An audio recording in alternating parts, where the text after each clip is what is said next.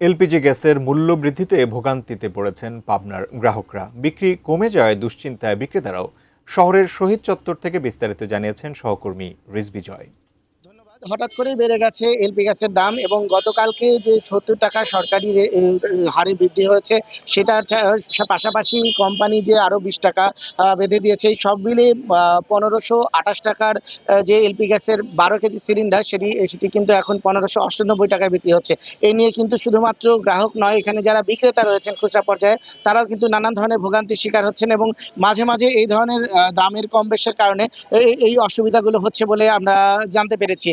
তো এখানে সকাল থেকে আজকে যে সমস্ত গ্রাহকরা এসেছেন তারা কিন্তু এই বাড়তি দামের কারণে ক্ষোভ প্রকাশ করেছেন এবং একটা নির্ধারিত মূল্য সেটি স্থিতিশীল থাকছে না, এটা নিয়েও আসলে তারা নানা ধরনের ক্ষোভ প্রকাশ করেছেন বলে জানিয়েছেন বিক্রেতারা। আমরা একটু কথা বলার চেষ্টা করবো। আচ্ছা, এই গ্যাস নিয়ে তো নানা ধরনের সমস্যা হচ্ছে, আপনারা কি ধরনের অসুবিধায় পড়ছেন?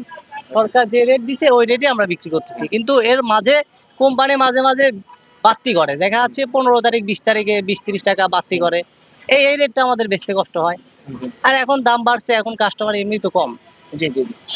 ধন্যবাদ। আমরা শুনছিলাম যে আসলে কোম্পানিকে এই সরকারি রেটের মাঝখানেও আবার মাঝে মাঝে বিভিন্নভাবে দাম বৃদ্ধি করে, তখন কিন্তু এই খুচরা যারা বিক্রেতা রয়েছেন তারা অসুবিধার মধ্যে পড়েন।